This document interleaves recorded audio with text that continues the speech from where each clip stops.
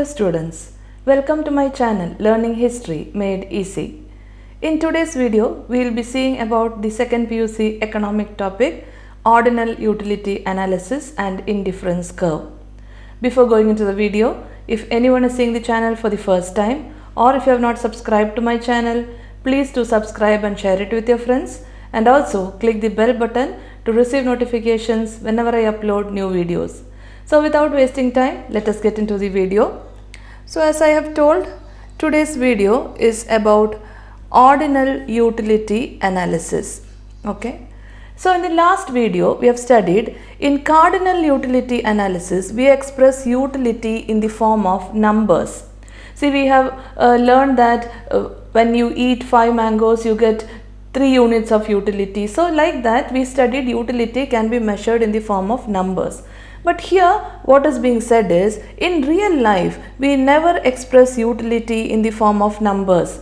So in real life we cannot express our satisfaction, want satisfying capacity or our satisfaction in the form of numbers.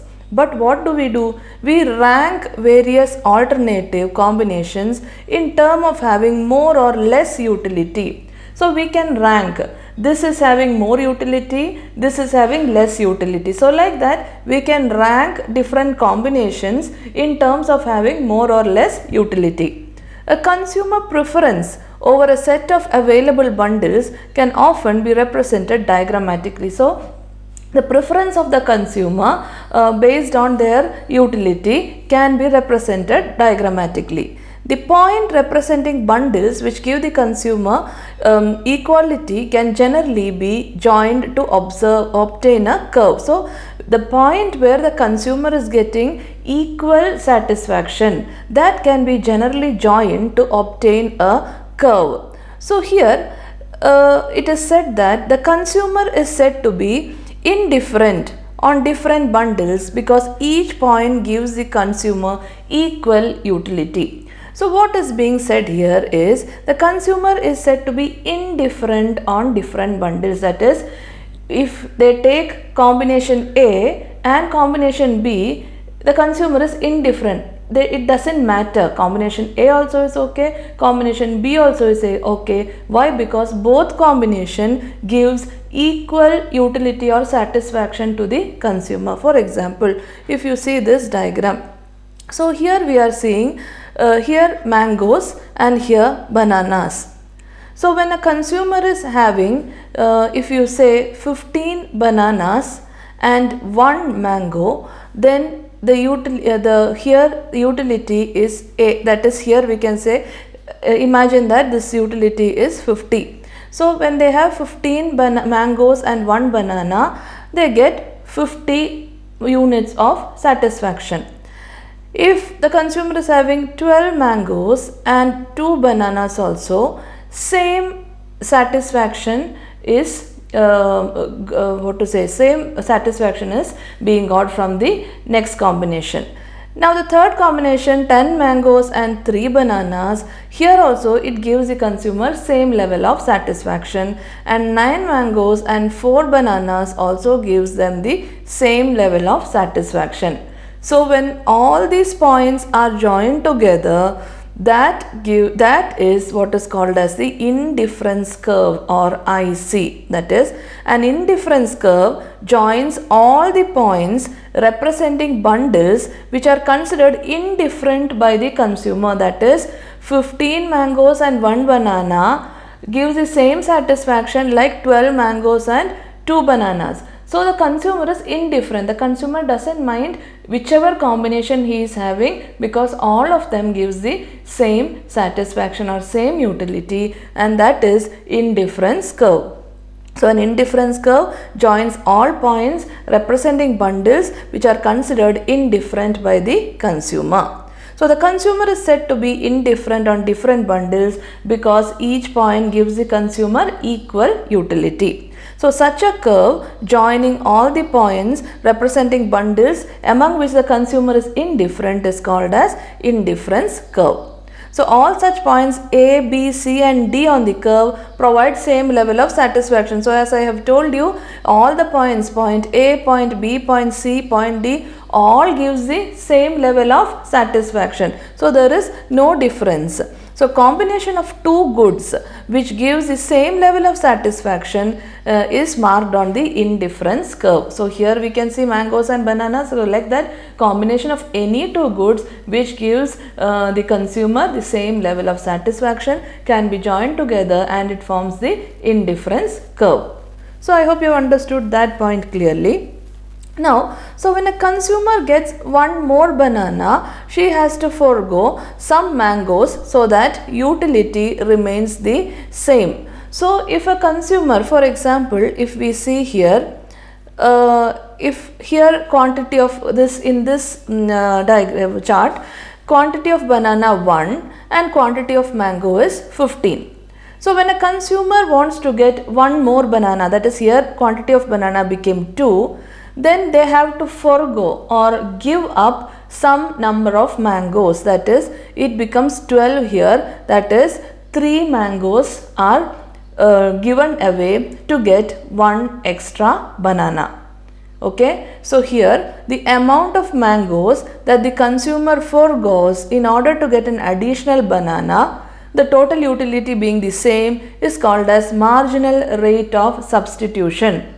So here in order to get one extra banana, then the consumer have to give up 3 mangoes. So this is called as the marginal rate of substitution or MRS. So therefore MRS is delta Y upon delta X.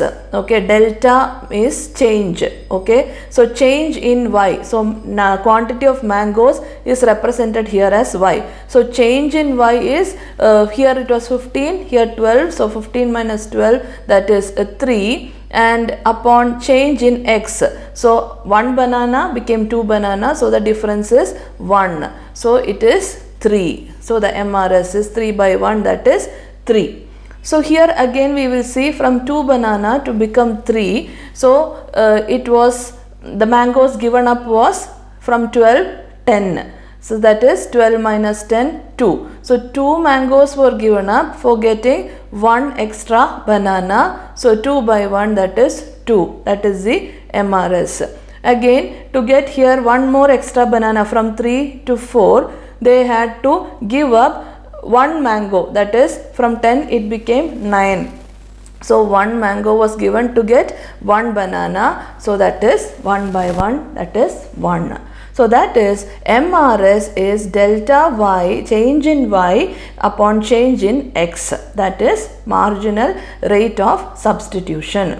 Substitution of one commodity for another, that is substitution of 3 mangoes to get 1 extra banana to get the same level of satisfaction is called as marginal rate of substitution.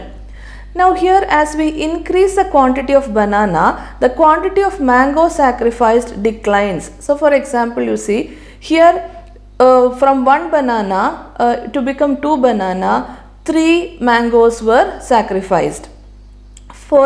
Here from 2 to get 3, only 2 were sacrificed. From 3 to get 4 bananas, only 1 mango was sacrificed. So that means as the number of or quantity of bananas increasing, the quantity of mango sacrificed is declining. From 3 it became 2, then it became 1. Therefore that means that marginal rate of substitution diminishes. MRS diminishes 1 by 1, it is declining or diminishing. Marginal utility derived from each additional banana falls. For example, when the first banana they had, then the marginal utility was a little more. By the time they got the second one, utility became little more less. By the third one, it again declined. That is, we have studied in law of diminishing marginal utility. So, marginal utility derived from each additional banana falls. That is, with the increase in number of bananas, consumer feels to sacrifice only smaller amount of mangoes. This tendency of fall in MRS is called as law of diminishing marginal rate of substitution. So the next topic is the shape of an indifference curve. So the law of diminishing marginal rate of substitution causes an indifference curve to be convex to origin. So here if we see the indifference curve, the shape of this indifference curve is convex. Okay, so this is the shape of an indifference curve. It is convex to origin. That is because of the law of diminishing marginal rate of substitution. But there is another situation in which it is not convex. So what is that situation? In case of goods being perfect substitutes. What is perfect substitute? That is a good which can be used in place of each other. The same good which can replace another good and provide exactly the same level of utility to the consumer, then MRS does not diminish but remains the same. So in last example, we have seen the example of mangoes and bananas. So each one's utility or satisfaction is different. That is why different combinations are being used. But here they are telling about some goods which can be perfect substitutes. That is a good which can be used in place of another and which gives equal level of utility. That time the marginal rate of substitution does not diminish and it remains the same. For example, here we are seeing we have 5 rupees notes and 5 rupee coin. Okay, so when you see 5 rupee note and 5 rupee coin, both have the same value. Both gives equal utility. So the first combination is 1 5 rupee note and 8 5 rupee coin. In the next one, to get an additional 5 rupee note, 2 5 rupee note and 7 5 rupee coin. So here if you see what is the marginal rate of substitution, here 1 is there, that is 8 minus 7, change in y is 1, and here change in x 2 minus 1 is also 1. So 1 upon 1, that is 1 only. And the total number is same, 8 plus 1, 9, 7 plus 2 also 9. Again next combination, 3 5 rupees notes, it became 6 5 rupee coin. So here also change in x is 1, change in y also is 1, from 7 to 6, from 2 to 3. So 1 by 1, that is again 1. So here MRS is 1, change in x, change in y by change in x. Okay, next from 3 it became 4 and from 6 it became 5. Again it is 1 upon 1, that is 1. So here MRS remains the same because the total quantity is the same. Here also 9, here also 9, 6 plus 3 9, and here 5 plus 4 also 9. So total value remains the same. So there is no difference between both of them because that is, what is it called as, perfect substitute.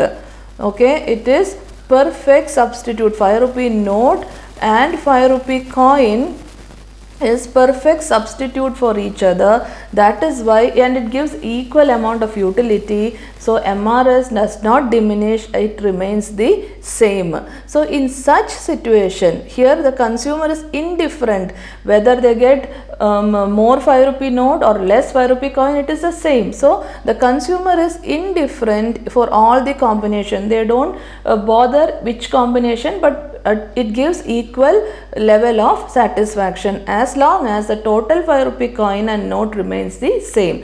Therefore, these two are perfect substitutes for each other and the indifference curve will be a straight line. So when it is perfect substitute, it will be a straight line. For example, you see this is quantity of 5 rupee coins and down we have quantity of 5 rupee notes.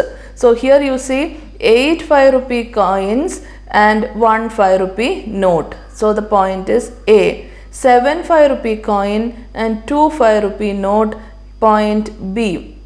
6 5 rupee coin and 3 5 rupee note, point C. Okay, 5 rupee coin and 4 rupee note, that is D. So when you join all these points together, you can see that the indifference curve is a straight line here. Okay, so indifference curve for perfect substitute is always a straight line. Indifference curve depicting two commodities which are perfect substitutes is always a straight line. So that is about indifference curve for perfect substitutes. So I hope you have understood these topics very clearly. In case you have any doubts, you can ask in the comment section. And also don't forget to like, share and subscribe to my channel. Your likes and shares will be of a great encouragement for me to make more and more videos. So I hope to see you all soon in the coming video. Thank you for watching.